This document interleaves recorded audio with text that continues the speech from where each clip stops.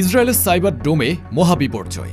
Missile নয়, বোমা নয়, ইরান এবার হানা দিয়েছে খোদ বেনিয়ামিন নেতানিয়াহুর পকেটে। ইসরায়েলের নিরাপত্তা ব্যবস্থার হৃৎপিণ্ডে আঘাত এনেছে ইরানের দুর্ধর্ষ হ্যাকার গ্রুপ হানজালা। তারা হ্যাক করে ফেলেছে নেতানিয়াহুর চিফ অব স্টাফ বা প্রধান কর্মকর্তার ব্যক্তিগত ফোন। আর সেখান থেকে বেরিয়ে এসেছে এক হাড় হিম করা সত্য। রাশিয়ার রাষ্ট্রদূতের সাথে গোপন ভিডিও, ইসরায়েলের অভ্যন্তরীণ নিরাপত্তার ব্লু প্রিন্ট এবং ক্লাসিফাইড নথিপত্র সব এখন ইরানের হাতে। তেল আবিবের গোপন কুঠুরি আজ বিশ্ববাসীর সামনে উলঙ্গ হয়ে পড়েছে। ইসরায়েল এতদিন গর্ব করত তাদের সাইবার প্রযুক্তি নিয়ে, কিন্তু আজ তাদের সেই গর্ব ধুলোয় মিশে গেছে।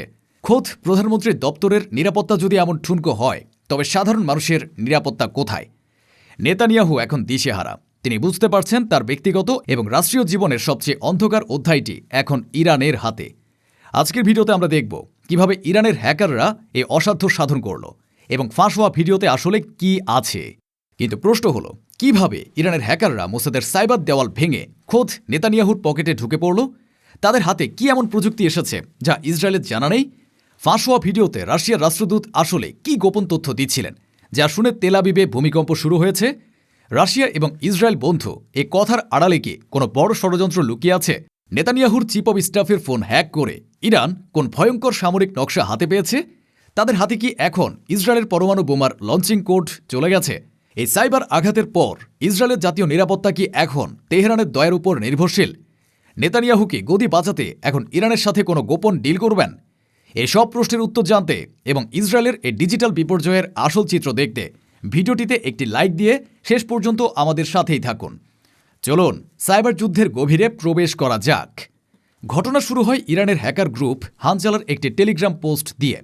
তারা দাবি করে তারা ইসরায়েলি প্রধানমন্ত্রীর চিফ অব স্টাফ জাসি ব্রেভারম্যানের ফোন হ্যাক করেছে। প্রমাণ হিসেবে তারা ফোনের গ্যালারি থেকে কিছু ছবি এবং ভিডিও প্রকাশ করেছে। এটি কোনো সাধারণ হ্যাকিং নয়, একে বলা হয় জিরো ক্লিক অ্যাটাক।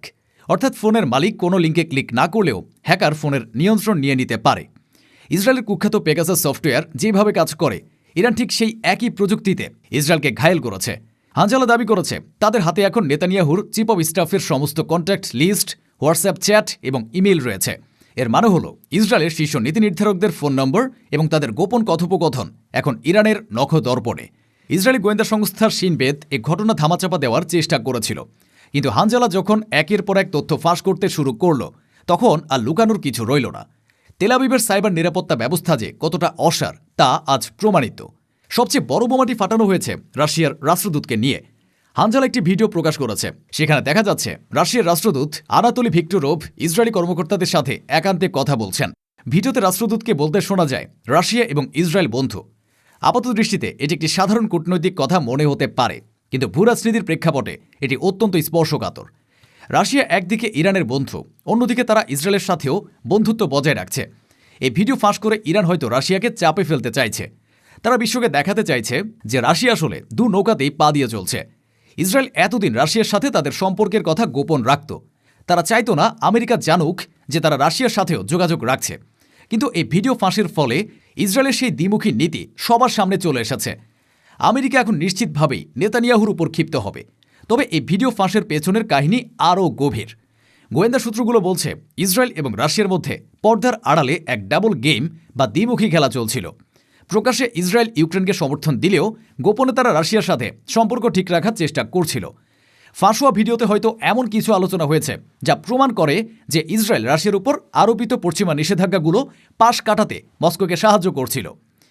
আমেরিকা যদি এই বিষয়টি জানতে পারে, তবে ওয়াশিংটন এবং তেল আবিবের সম্পর্কের মধ্যে বড় ফাটল ধরবে। ইরান ঠিক এই জায়গাটিতেই আঘাত করেছে। তারা আমেরিকা এবং ইসরায়েলের মধ্যে অবিশ্বাসের বীজ বুনে দিয়েছে।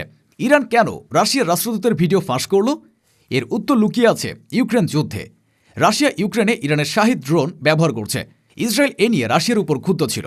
তারা রাশিয়ার কাছে অভিযোগ করেছিল যে ইরানের ড্রোন প্রযুক্তি আরও উন্নত হচ্ছে এবং তা ইসরায়েলের জন্য হুমকি। বিশ্লেষকরা বলছেন রাশিয়া হয়তো ইসরায়েলকে শান্ত করতে গোপন কোনো প্রতিশ্রুতি দিয়েছিল। হয়তো তারা বলেছিল, আমরা ইরানকে ইসরায়েলের সীমান্তে মিসাইল বসাতে দেব না। কিন্তু ইরানের হ্যাকাররা সে গোপন প্রতিশ্রুতির ভিডিও ফাঁস করে রাশিয়াকেও বেকায়দায় ফেলে দিয়েছে। এখন রাশিয়াকে প্রমাণ করতে হবে তারা আসলে কার বন্ধু, ইরানের নাকি ইসরায়েলের। তেহরান এই ভিডিও ফাঁস করে এক ঢিলে দুই পাখি মেরেছে। প্রথমত, তারা ইসরায়েলের নিরাপত্তা ব্যবস্থাকে হাসির পাত্র বানিয়েছে। দ্বিতীয়ত, তারা রাশিয়াকে সতর্ক করে দিয়েছে যে ইসরায়েলের সাথে কোনো গোপন ডিল করলে তা গোপন থাকবে না।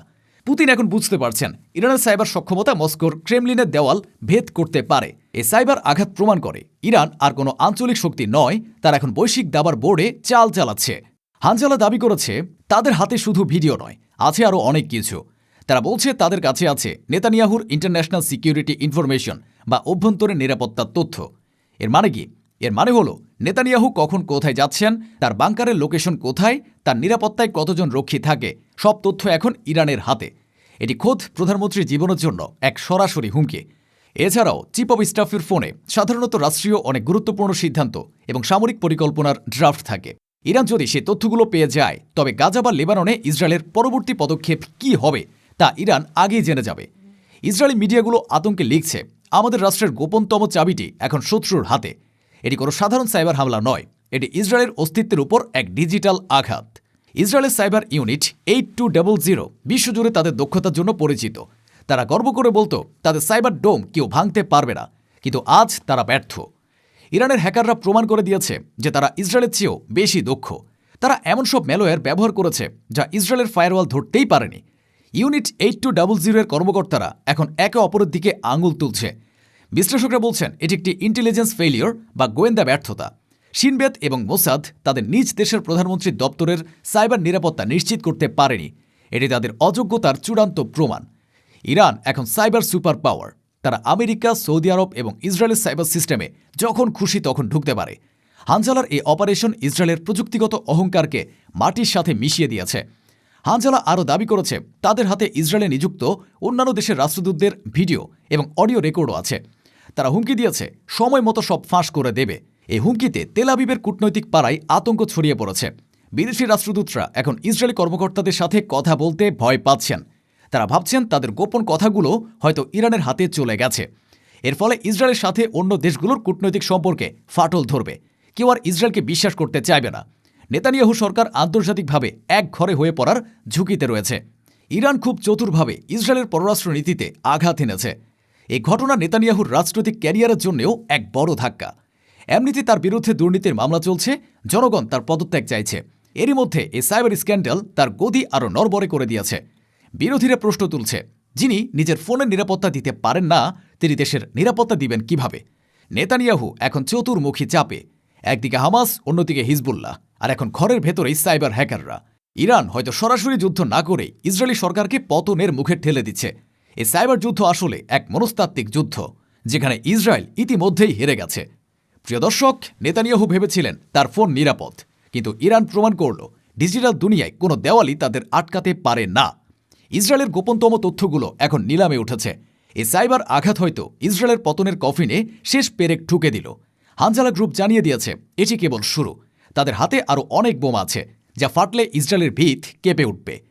আপনারা কি মনে করেন ইরানের এই সাইবার সাফল্য কি ইসরায়েলের পতন ত্বরান্বিত করবে? নেতানিয়াহু কি এই স্ক্যান্ডাল সামলে উঠতে পারবেন? কমেন্টে আপনাদের মূল্যবান মতামত জানান। ভিডিওটি ভালো লাগলে লাইক দিন এবং শেয়ার করে বিশ্বকে জানিয়ে দিন সাইবার যুদ্ধের এই নতুন অধ্যায়ের কথা। দেখা হবে পরবর্তী ভিডিওতে। ধন্যবাদ।